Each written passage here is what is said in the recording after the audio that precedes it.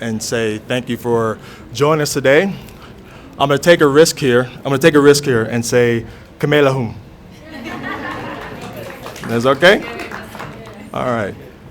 My name is Conrad Stroman, and I am an adopted member of the community, an ally and an advocate. And for those of you who might know my wonderful wife, Mabrat Gabriel Michael, I am also an adopted son of the Denver Tigray community. So it is an honor and a privilege to be here and to introduce our next guest, who is a remarkable woman, an outstanding builder of institutions in the space of healthcare. She was born and raised in Adigrat, but she had a calling to make an impact on the global stage in the field of healthcare. And that led her from Adigrat to the United States, to where she got not one, but multiple degrees from 4 high-ranking schools in the United States of America. Her journey has been impactful, it's been amazing, and she now stands as the founder and co-president for the Healthcare Professionals Network of Tigray. Please help me welcome Dr. Rishan Desta to the stage.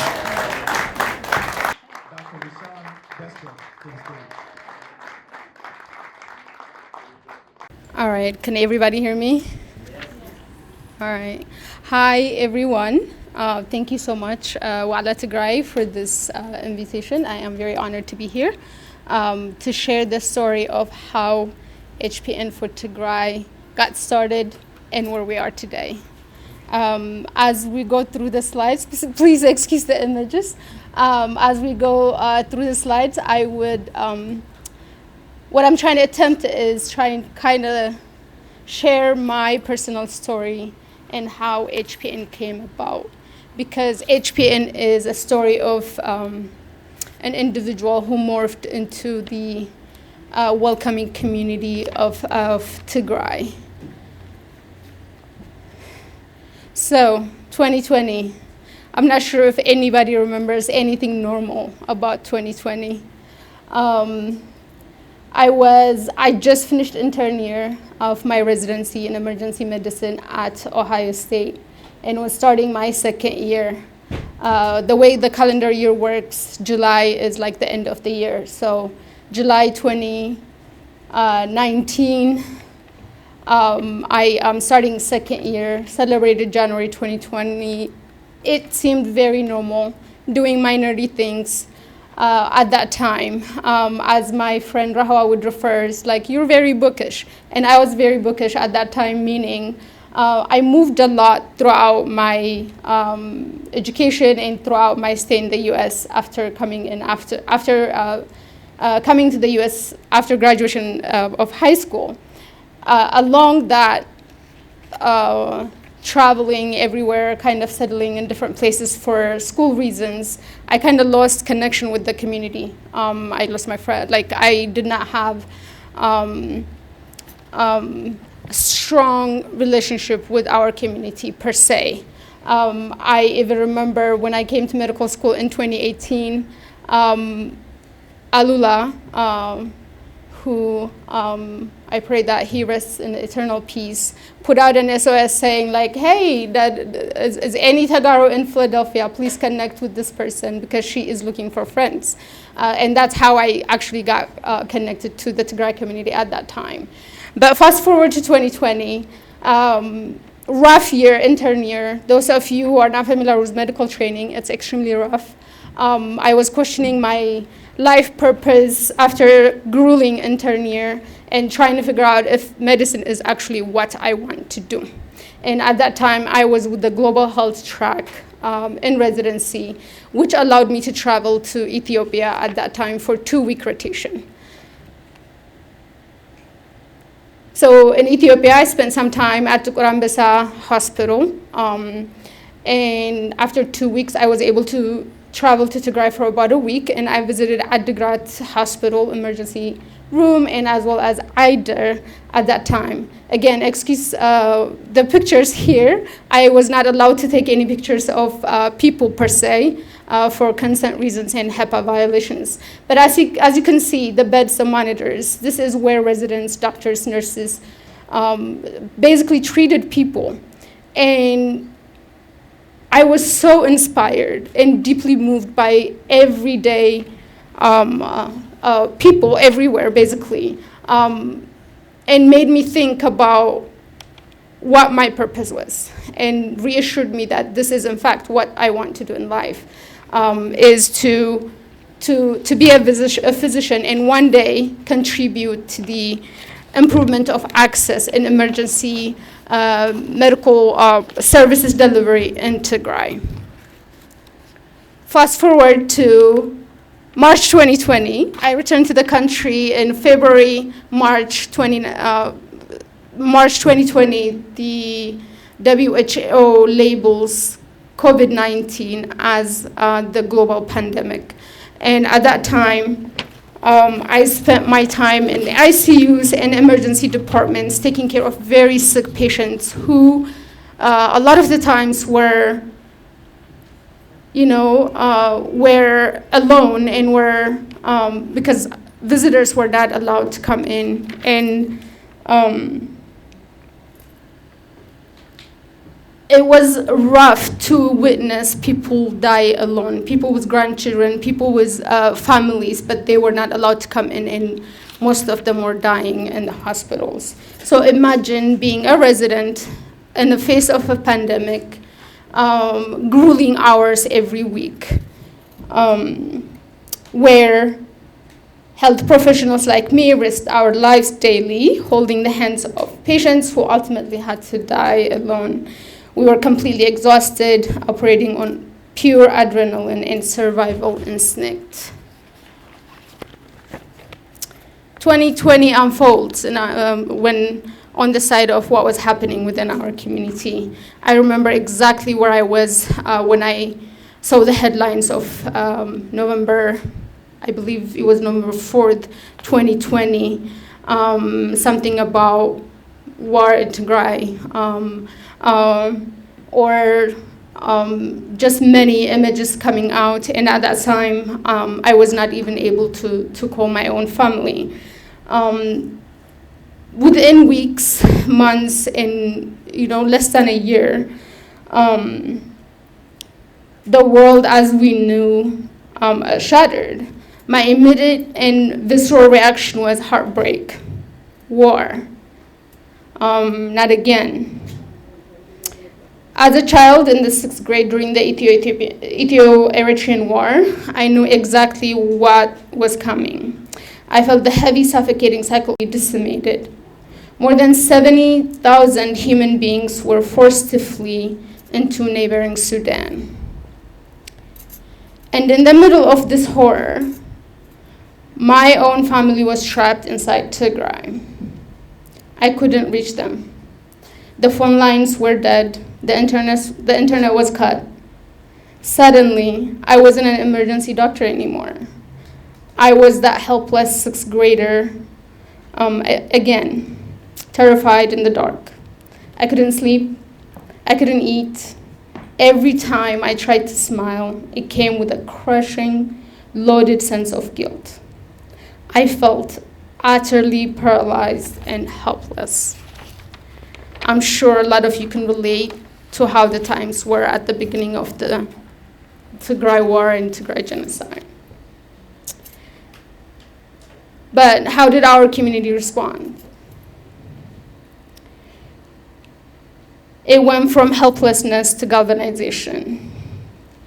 In the face of such profound cruelty, our community could have easily crumbled under the weight of grief. Instead, we chose to stand up. We refused to let silence win. We took to the streets, we raised our voices, and we relentlessly advocated for the simple fundamental right of our people to live in peace. Out of pure desperation to preserve our community, something extraordinary happened over the days and weeks that followed. We galvanized. Seeing the diaspora united reminded me of who I truly was. I wasn't the helpless little kid anymore. I was a doctor in training, and I have a voice, a network, a duty to protect the children of Tigray. I reached out to healthcare professionals, colleagues, and friends from my residency training. I attended many emotional meetings. I think I crashed like the Chicago community meeting, ATAD meetings, and I remember even emailing to PN at that time, letting them off like, what are we doing in regards to this humanitarian crisis? How are we responding? Can we do X, Y, Z? I wanted our community to unite behind a single critical cause, providing life-saving medical access so that a refugee crossing into Sudan would not die from a simple wound or an asthma attack.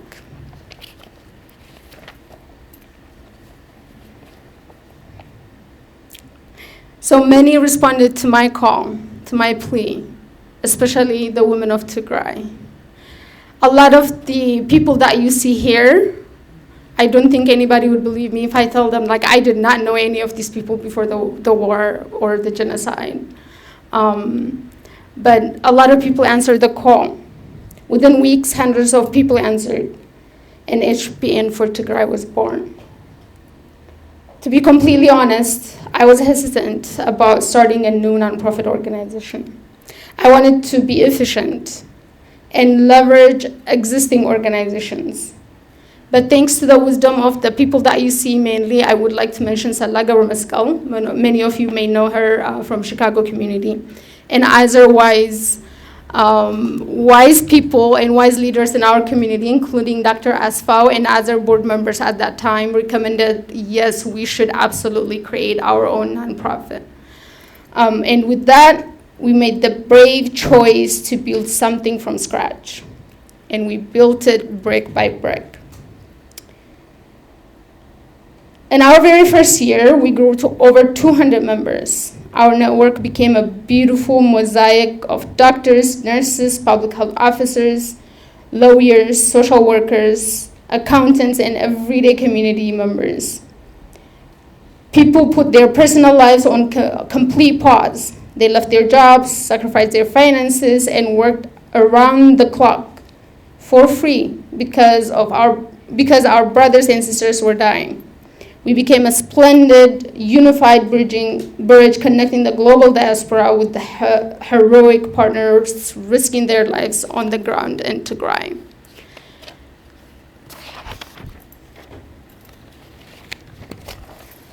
So, with the help of our community members, such as Ato Mezgaba in Chicago, who literally drafted our bylaws from scratch, we created our leadership.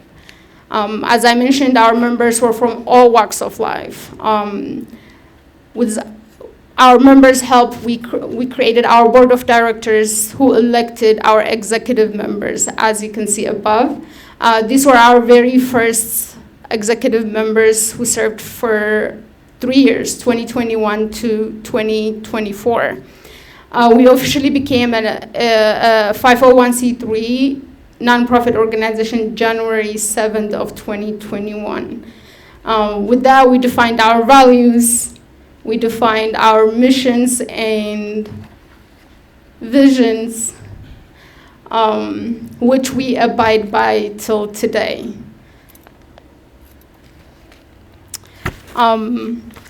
I wanted to share our missions and visions because we strictly do follow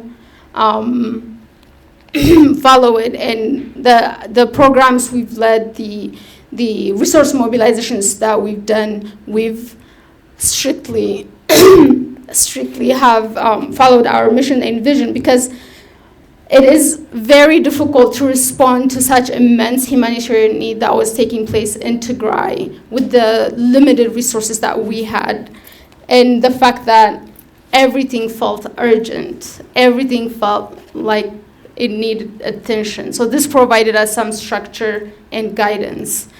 At the same time, made us become official, right? So this is who we are.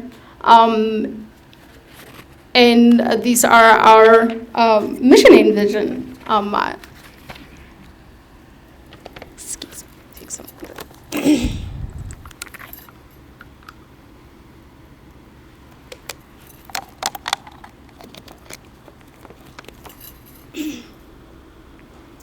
So the first few years, I would say 2021 to 2023, beginning of 2024, our response was basically navigating the blockade, and it focused mainly on emergency response. As you all recall, Tigray was under a total humanitarian blockade at that time, facing catastrophic shortages of basic medications, medical supplies, and because we couldn't access Tigray directly, we pivoted to an agile emergency response. So one of the things that we did at that time was we opened a pharmacy at Hashaba camp in Sudan, and we basically opened a pharmacy and restocked it every 3 to 6 months, hired pharmacists, nurses, and doctors on the ground to actually provide and literally provide access to the refugees that were arriving there. And between 2021 and 2023, our community turned desperation into massive action. Through relentless fundraising campaigns, HPN for Tigray mobilized over 1 million in medications, critical medical supplies, and direct financial support for healthcare workers across Tigray. We didn't just ship boxes. We successfully opened, stocked, and sustained a fully functioning pharmacy inside one of the refugee camps in Sudan, as I mentioned, ensuring that displaced families had immediate access to life-saving treatment. In the community of our community, the diaspora, the community of Tigray and allies made it possible, and these are the people who made it possible. Everywhere we went, we were met with extraordinary forms of solidarity. This massive resource mobilization didn't happen in a vacuum. It was powered by a community that showed up in the most extraordinary, creative, and beautiful way imaginable. In Chicago, as you can see, the chefs on the left corner held events like Cook for Tigray. That was an incredible initiative that pulled us out of our echo chamber and connected our struggle with the broader public. This also sparked into our beautiful annual fundraising gala, an evening of hope. I think you remember, Melita, you were our very first MC, August 2021. Every year, we not only hold fundraising events, but we explicitly honor the unmatched resilience of the women of Tigray. In Denver, the community organized Feed the Famine Gala, rallying local shops and businesses to our cause. From Portland to Chicago, entire cities became our ambassadors. Even students organized campus fundraisers, and every single dollar was an act of defiance against the erasure of our people. I wanted to honor and give a shout out to our partners that helped us propel during those difficult years. Some are listed there, not all, but like organizations like Shop Bahrina, for example, or sorry, I can't see the small print over here. Tashalima, Konjo by Design, Haben Tigray. A lot of these organizations that were also being created at that time, fundraising, supported us full-heartedly. Financially, they gave us platforms, they gave us merch for us to display and use it for fundraising reasons.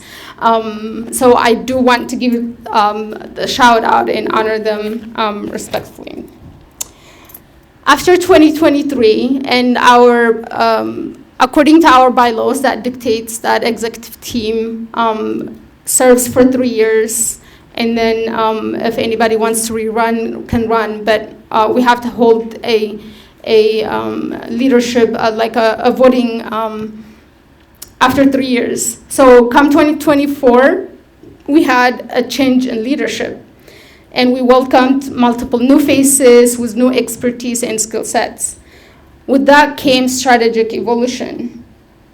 We shifted from flying the plane, while building it, to more strategic, sustainable ways of serving the people of Tigray. By 2024, we had become seasoned, experienced, and deeply reflective. As the landscape shifted, our leadership and strategic thinking have evolved too. We transitioned from a state of constant reactive emergency response to building sustainable long-term impact. We held intensive board retreats and brought in organizational experts to help us navigate the protracted ongoing needs of the region. Yet, through this professional evolution, our anchor never changed. We remained fiercely committed to centering the needs of the people and deeply valuing the local experts of our partners on the ground.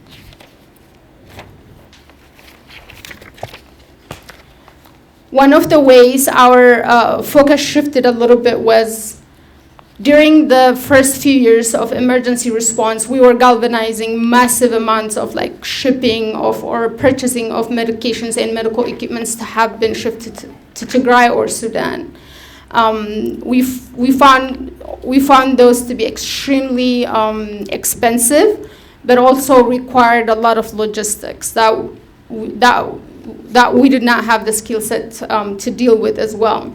So, with involving a lot of the experts on the ground, we came up with slightly different approaches, such as focusing on scholarships for healthcare workers in Tigray, focusing on medical and nutritional outreach. Medical outreach are where we go to different places in Tigray, such as Fati, Frawini Hospital, Irob, Yajala, Korem, different, as you can see in the map, different parts of Tigray where they do not have access or where hospitals were extremely damaged and patients were not using them at that time. And a lot of people would end up being transferred or travel all the way to Eider or Adigrat to receive care. And during that process, especially women and children were facing a lot of mortalities because of not getting access to, for example, safe deliveries during childbirth, that is. So we partnership with Adigrat University, Eider University, to establish outreach programs such as Rector, where we deploy OB-GYN doctors, and we also deploy pediatricians to go to these hospitals and actually serve the population where they are. With that, we've served close to 90,000 patients so far, 2023 to 2025. In addition, with the scholarship program, actually, we partnered with Adigrat University, Aksum, and Eider University, and we actually made a board selection process where the people on the ground actually decide who can go ahead and get advanced training in medical education. We've sent 3 scholars so far to India to train in advanced OB-GYN, like maternal fetal health, cardiology, and other specialties, and in the hopes that they would return to Tigray and serve in Tigray. This way, we prevent the brain drain that is taking place in Tigray, at the same time advance care in Tigray. So this is where we stand so far, meaning that a lot of people in our community don't find this sexy or as impactful, but the long term is how we're thinking, how to rebuild, how to provide quality care to the people of Tigray where they are. The other program that we have, especially centering our sister organization, VOT in Tigray, is our outreach, nutritional outreach program. In this program, we screen children who are diagnosed with malnutrition, especially moderate acute malnutrition. And we train mothers how to prepare mitten.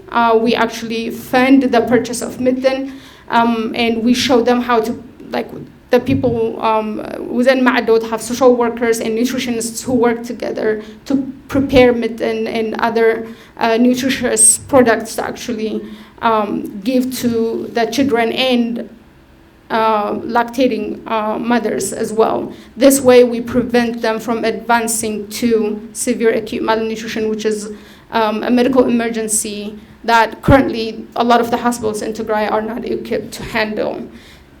So our focus, again, from this big resource mobilization to more of a rebuilding phase, to more of community-oriented, and also sourcing the skill sets that exist in Tigray.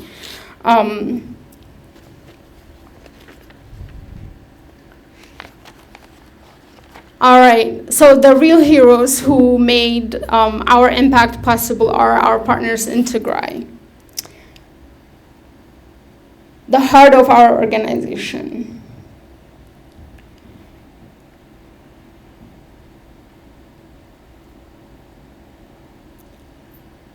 These are the individuals who relentlessly show up to serve their communities in the face of unspeakable adversity. They are the ones who risk their lives to care for patients in the absolute middle of war, bombardment, and profound systemic uncertainty. They worked without pay, without electricity, and without enough medicine, but they never stopped caring. Without their courage, HPN for Tigray is just a name on a piece of paper. They are the reason our people survived.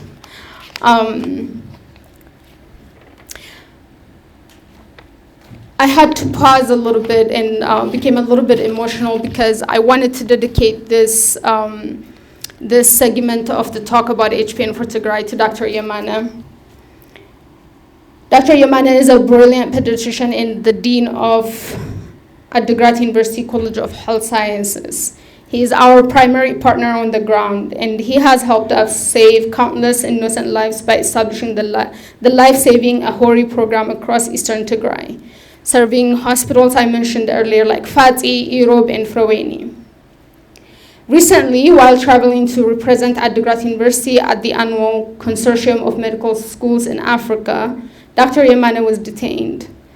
As I sit here today in the comfort of this room, talking about the impact we've made, Dr. Yamana is sitting in detention, awaiting a court hearing. Humanitarian and medical leaders must be granted freedom of movement and association without fear of targeted persecution. Today, I ask you all to join HPN for Tigray in calling for the immediate, unconditional release of Dr. Yamana.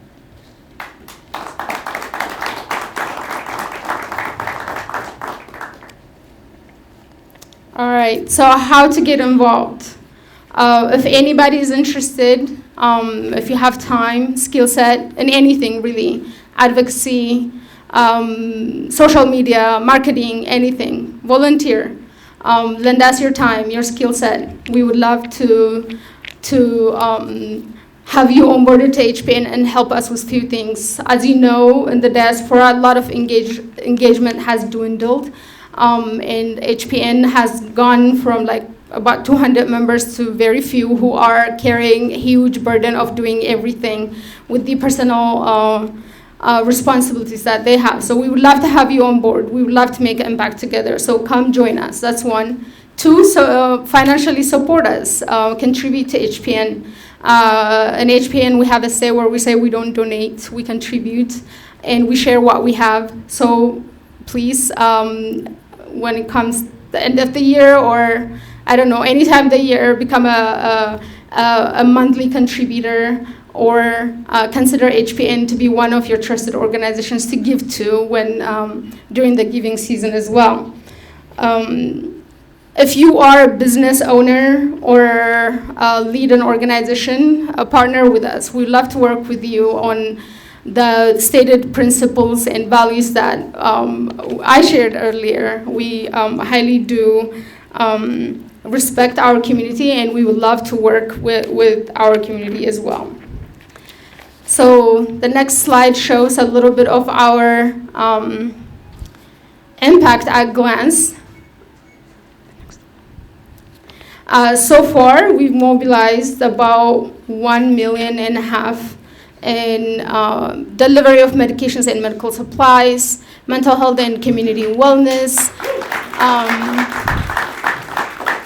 nutritional initiatives,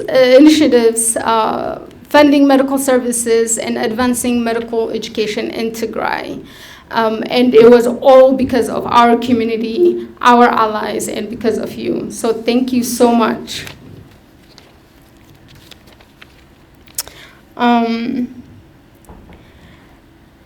As I mentioned earlier, we say we don't donate to our family, but we share what we have. And it has been a privilege to serve the people of Tigray.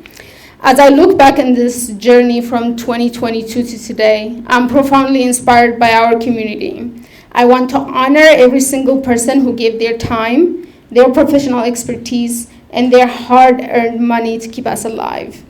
I will never forget what one of our community members said during an emotional fundraising gathering in Nashville. They stood up and said, "We are not giving because we have extra or because we are well off. We do this because it is our sacred duty to help our brothers and sisters." Within HPN for Tigray, we have a shared understanding. We don't look at our contribution as a charity donation to a stranger. It is a profound honor, a responsibility, and a privilege to serve and center the people of Tigray. Thank you very much.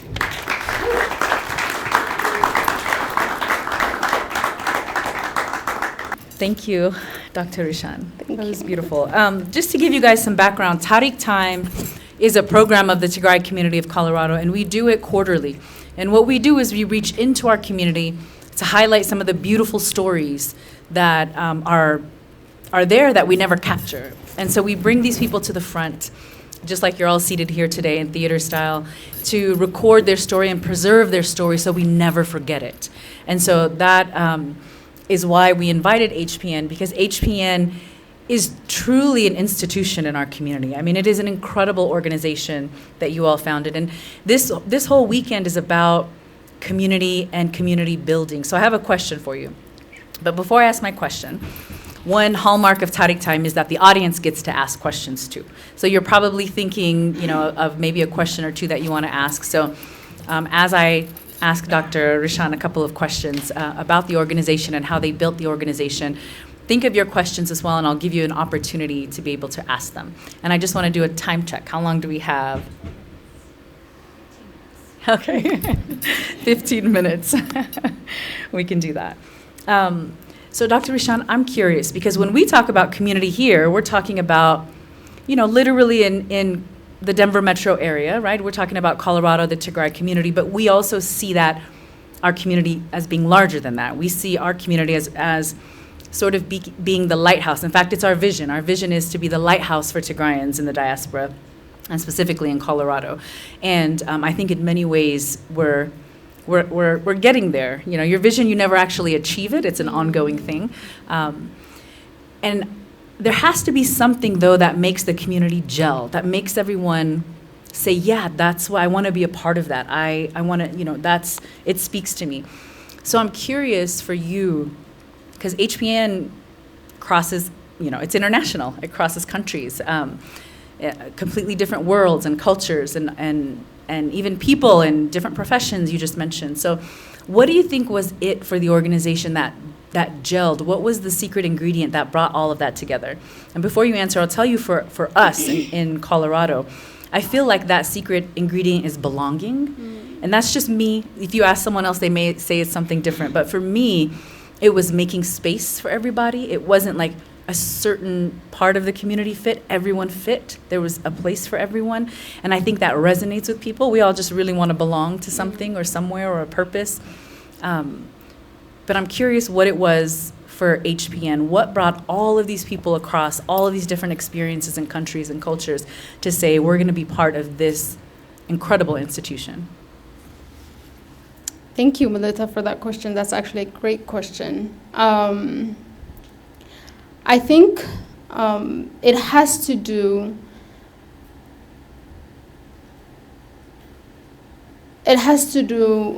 with the fact that we centered the need on the ground. We centered the people on the ground.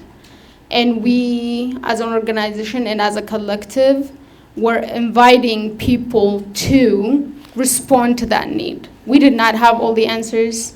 We did not have all the expertise. We did not have all the capital per se to, or didn't claim that we were addressing it. We were asking people to join us to address it together. And people felt like they had a role to play, especially during the first few years of the genocide. People were like they were feeling like, what can I do? Like they were looking for avenues to play their part. So in many ways, HPN was that part. We said, if I am a doctor, but I have not gone to Tigray to provide medical services. That is not what we were saying. We were saying, let's empower the people on the ground to actually do what they do best. And everybody, was able to unite behind that idea and to support it and to trust it, because it involved saving lives. It involved making a difference. It involved helping children grow healthier, and it involved protecting the children of Tigray from the next. I guess we're still in it, so I don't want to call the next generation of trauma, but it is literally digging ourselves out of that. So I feel that helped people come together. Makes sense. Yeah. I have to tell you a funny story about HPN. So I helped a little bit, not enough, but I helped a little bit and did some of their events. But at one point, I was going to Sudan early in the genocide, and I think Selah called me, and she was like, "You're going to Sudan?" I was like, "Yeah, I am." She goes, "Okay, can you take a suitcase?" I was like, "Sure." What's the suitcase? And so she's like, "I'll call you back." I said, "Okay." And then she called me back, and it was reusable sanitary pads for girls. It was like 8 suitcases. I was like, "Selah." They paid for it. The organization paid for it all, but I took like 8 suitcases of reusable sanitary pads to trying to get, the insulin in or something in, and you thought, there's no way this is going to happen. And then can you talk about how you guys unwound that and actually made it happen? And then I'll come to the audience if there's any questions. Yeah, I think the insulin campaign is actually a great example, because during the first year. We were hearing people were dying because of no insulin whatsoever in Tigray. Hospitals were out of stock. Clinics didn't have them. In the places that had them, they did not have a power. So things were insulin's perishable. So things were basically expiring and things like that. And during our board meeting, I remember somebody said that we should mobilize to purchase and actually ship in insulin. And a lot of our board members were like, how would that be possible? It's literally other international organizations cannot get into Tigray. How would we do this? But we didn't stop talking about it. We didn't stop talking about it at all. In fact, we like divided and conquer what was going to be done. Our fundraising team designed a campaign about like $4 per insulin. Technically, insulin, a vial of insulin costs like $4 here. So anybody could truly contribute $4. Imagine how simple. Instead of like attacking or trying to take on this huge of a mountain of a need that was, they made it so like easily to achieve. Our team was like extremely brilliant, and this is what made HPN super special, is that like, yes, it says Health Professionals Network for Tigray, but not everybody was health professional. Like everybody came with excellent sets of skills, and most of them like helped us design the campaign, get it to social media, and over 24 hours, we had like over $30,000 collected. And at the same time, what we did was like, let's see what we can even do with that. So I remember we were working at that time with Dr. Kasai. He's a pharmacist in California, in the Bay Area, talking about like, imagine if we can actually create partnerships with other organizations. And with that, we did. We reached out to Novo Nordisk, and we actually told them, the shortage and what we were trying to do about it. And it's easier to convince someone to come on your side, help you what you're doing, if you show them you're actually trying to address it and trying to do something about it. So I actually showed like, yeah, we have $30,000 we're about to purchase, and they were like, let's look into it. We had several meetings and things like that, and they donated 75,000 vials of insulin. That's amazing. And when we secured that, we're like, okay, so how do we actually get it to Tigray? Again, within our board, somebody talked to, I was mentioning Dr. Zarihun with people in healthcare, and healthcare meaning healthcare in Tigray, and the people who actually know organizations that had ways of getting to Tigray. One of that organization was actually ICRC. But the way it happened was we asked Novo Nordisk to also help us deliver it. So they helped us connect with ICRC Poland, ICRC, I believe there was Spain, I believe at that time, connected with HPN for Tigray and actually got it, like shipped it and delivered it to Tigray. And we distributed over 30 waradas within Tigray. And we replenished a lot of clinics, we replenished a lot of hospitals, and we were able to get it to Tigray. That's amazing. Yeah. That's really incredible. I think what's beautiful about that too is there was a blockade, and so for most people that meant we can't do anything. Exactly. But that's not how you guys saw that, which is really beautiful. Are there any questions yet? Yes, you can stand up and I will repeat the question. Go ahead. Thank you. Just to repeat the question is about Dr. Yamane and what we can do to support and help, and what has HPN done thus far, so that people who are just now hearing the story can also help. Absolutely. That question is very, very important, and thank you for holding us accountable as well. As you saw on that previous slide, yes, we have actually released a statement supporting and standing with solidarity with TMA, which is Tigray Medical Association.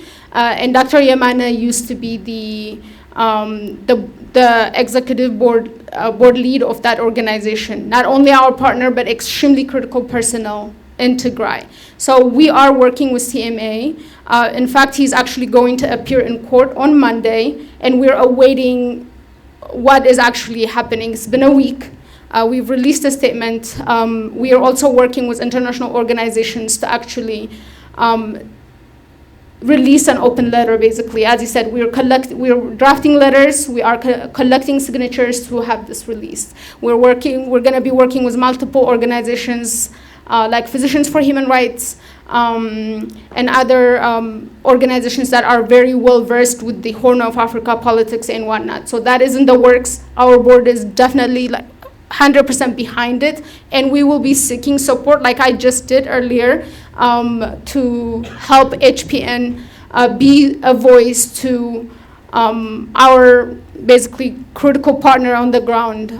This is the start of something, or following a pattern of things that have been happening in Tigray. As an NGO, I don't want to divulge into that, but imagine, it doesn't make us better society is what I'm trying to say. That is literally breaking down our fabric, and it is not acceptable, and we should all be standing behind supporting Dr. Yamana's release. This is recent that this Yes, happened? he got detained on the weekend of July 4th. To be exact, July 5th, he got detained when he was traveling to the conference from Adigrat to Maqala, a conference where he should have been able to present Adigrat University in a forum that involved many medical schools across Africa.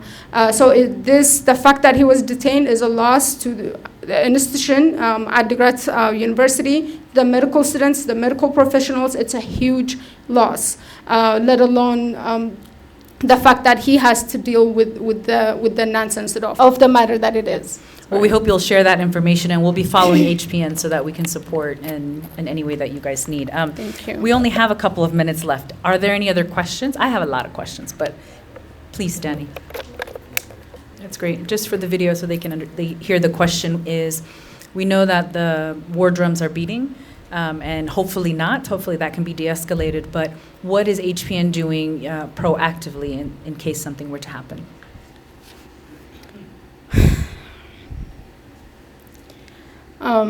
I appreciate that question. I think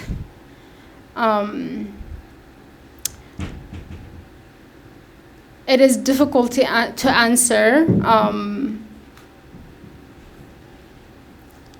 about preparedness with the state of where things are. As a nonprofit, again, we had huge support at the very beginning. We were able to galvanize capital-wise, personnel-wise.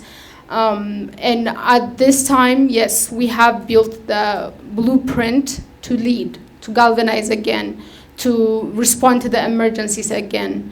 By the way, the need still exists. Look at what our IDPs are living through. The needs are still immense. The response, on the other hand, has dwindled for many reasons, and mainly being lack of trust. I think in that sense, yes, we are prepared to mobilize again, to bring our community together again on that very critical point of serving the people of Tigray. There is no other motive within HPN. It's not for me, it's not for, in fact, I do not like doing this stuff. I don't like being a public face whatsoever. It is literally serving the people of Tigray behind the scenes. In fact, our board contributes up to 30% or more finances that go into HPN. We cover our finances when it comes to the admins and operations and whatnot. So HPN is deeply committed to address the ongoing needs within Tigray. In regards to responding on a massive scale, in case something might have happened, we are going to need every person to be behind us and also serve the people of Tigray with us, because that is very necessary. That is lagging behind, I want to say. Well, I'll just add to that. It's not what is HPN going to do, it's what are we going to do about it. We all have to be a part of that solution and make sure that we're supporting the institutions and organizations that do the work and that have a blueprint to do the work. So thank you, Dr. Rishan. Thank you for this amazing, incredible organization and the work that you've done and the work you continue to do. We're really happy to have had you during this Tariq time. Thank you so much, everybody. Thank you for having me.